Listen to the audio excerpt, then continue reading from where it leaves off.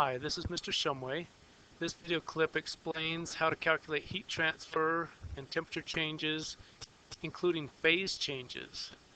For example, to warm ice from below freezing to above the boiling point, you would have to provide not only the energy to heat up the ice and then the water and steam, but also the energy to melt the ice and boil the water. So the energy required to melt a material is called the latent heat of fusion. The energy required to change a material from a liquid to a vapor is called the latent heat of vaporization. So to convert 2 kilograms of ice at negative 10 degrees Celsius to steam at 110 degrees Celsius, let's find out how much energy each step would take. So ice has a heat capacity of about 2,000 joules per kilogram per degree. So we're warming the ice up by 10 degrees. So we would say 2,100 times 2 kilograms times 10 degrees. And that will give us about 42,000 joules. Okay. And ice has a latent heat of fusion of about 333,000 joules per kilogram. And we're melting 2 kilograms.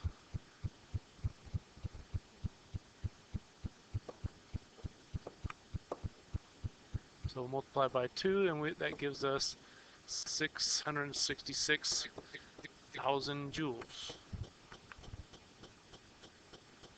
Water has a heat capacity of about 4,000 joules per kilogram per degree.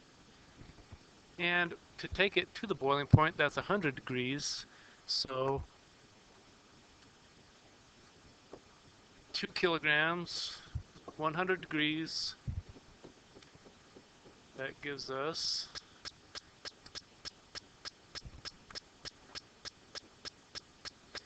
820,000 joules.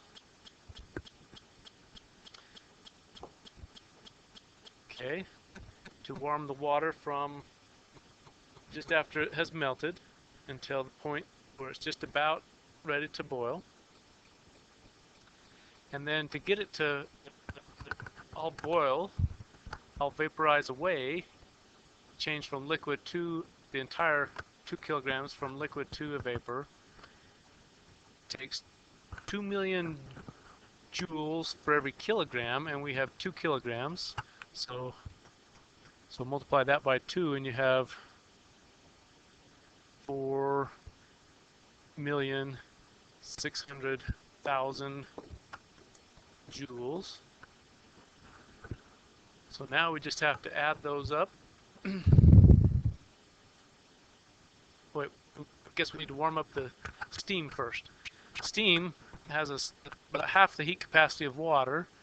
So we have 2,000 joules for every kilogram. We have 2 kilograms, and for every degree we're going to go 10 degrees past boiling.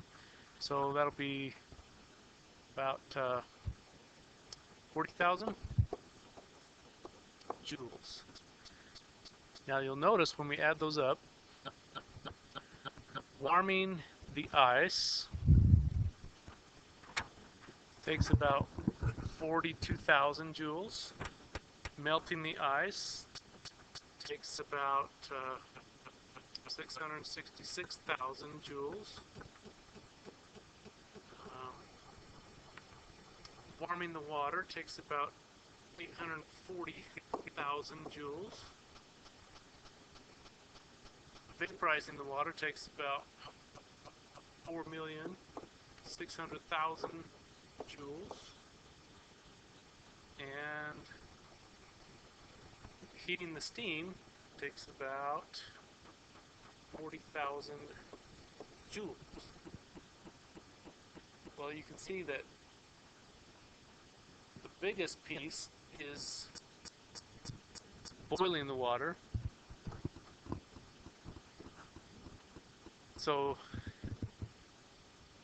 the and warming the ice and melting the ice and heating the steam only add a small percentage to that, but you just have to add them all up to find the total energy taken. If you consider melting the ice and warming the water, those two pieces add a significant but smaller, it's an order of magnitude smaller, but they do add 10%.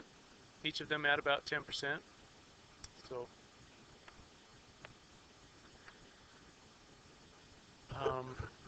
So because the answers need to be within 5% on the computer, you need to at least include those that are in the first 3 digits of significance, and that would be all of them in this case. As the first digit would be the millions, the next digit would be the 100,000s, and the 10,000. So anything in the 10,000 range would be significant, at least to keep us within 5%.